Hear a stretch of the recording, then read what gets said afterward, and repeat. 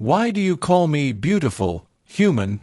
The alien warrior no one dared to love. Until him. The training yard stilled when she entered. Every soldier, every cadet, every officer stopped their sparring and lowered their eyes. Not out of respect, but out of fear. Zyra, war-scarred champion of the Kalari clans, towered over them all. 7 feet of muscle, scales shimmering like polished obsidian, eyes like molten gold. Her horns curved elegantly back, yet bore cracks from a dozen battles. Across her left cheek stretched the jagged scar that had earned her as much infamy as glory. No one dared to speak to her. No one dared to touch her. Except him. The human recruit. Elias adjusted his ill-fitting Kalari armor, earning muffled laughter from the recruits around him. He was the only human in the cohort, an exchange soldier sent by Earth Command as a symbol of unity. In truth, he knew he was little more than a political pawn. Still, he wasn't about to back down. When the overseer barked orders for sparring partners, the crowd instinctively avoided Zyra. She stood apart, arms crossed, expression cold as stone. No one wanted to be her partner. No one wanted to risk humiliation, or worse. Elias, sweating through his undershirt, raised his hand. I'll spar with her. A ripple of shock spread through the yard. Whispers erupted. The humans lost his mind. Zyra's golden eyes locked onto him. You. Her voice was low, a growl with edges of thunder. He swallowed hard, but forced a grin. Unless you're afraid you'll lose. The yard went dead silent. The first clash. She moved like a storm.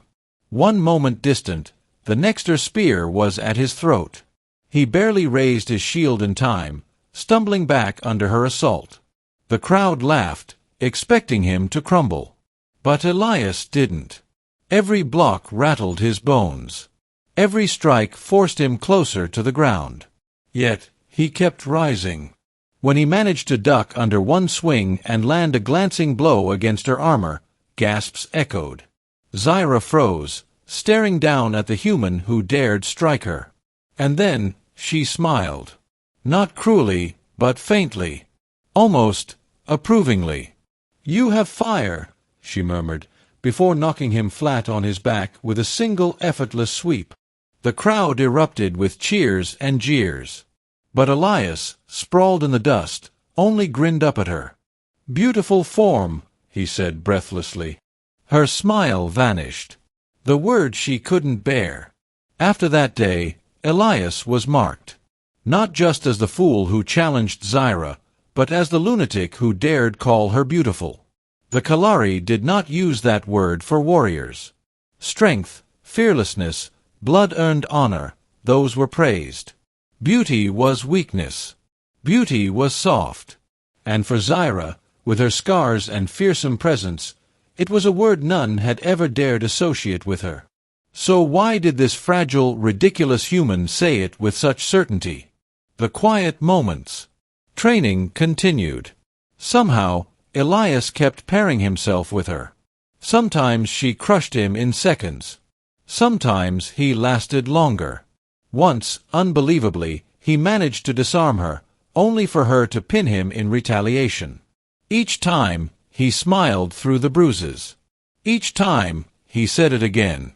Beautiful strike. Beautiful defense. Beautiful, Zyra. Finally, one night, after the yard had emptied, she cornered him. Why do you call me that? She demanded, voice sharp. Elias, battered and bandaged, leaned casually against a wall. Because you are. Her claws clenched. I am not soft. I am not fragile. I am not pretty. He stepped closer, undaunted. I didn't say pretty. I said beautiful. Strength can be beautiful. Scars can be beautiful. You, his voice softened, are beautiful. Her chest tightened, an unfamiliar ache spreading through her. She turned sharply away, hiding her face. You are a fool, human. Maybe. But for the first time in her life, The word didn't feel like an insult. The Trial of Blades. When the annual Trial of Blades arrived, warriors from across the clans gathered to prove themselves. Zyra was expected to dominate, as always. Elias, though, was expected to die. Yet he entered anyway. Round after round, he fought. Not with Kalari grace, but with stubborn resilience. Every time he staggered, every time he bled, he remembered Zyra's smirk that first day, the flicker of respect in her eyes. He refused to fall. When his final opponent knocked him into the dirt, Zyra herself intervened. She strode into the arena, casting aside her cloak, and declared, "He fights under my banner. His strength is mine. His honor mine." The crowd roared in outrage. A Kalari champion standing for a human? Unthinkable. But no one dared challenge her.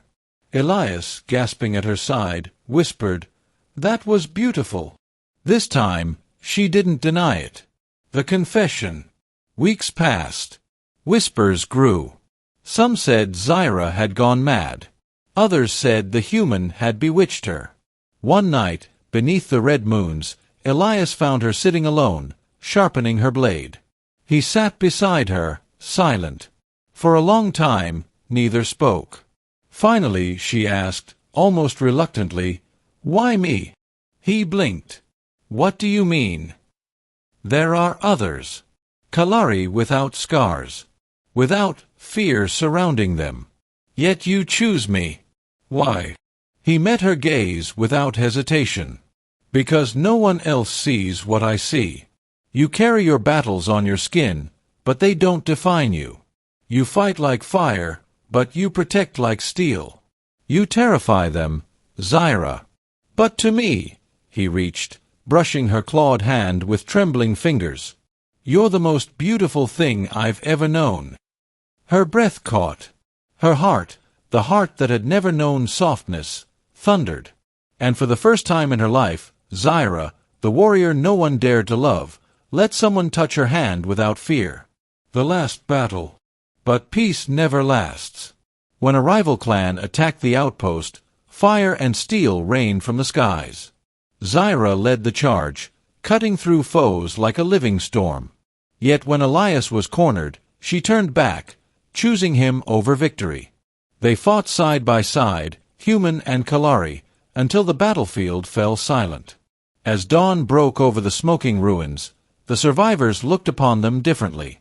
The monster and the fool had endured, together.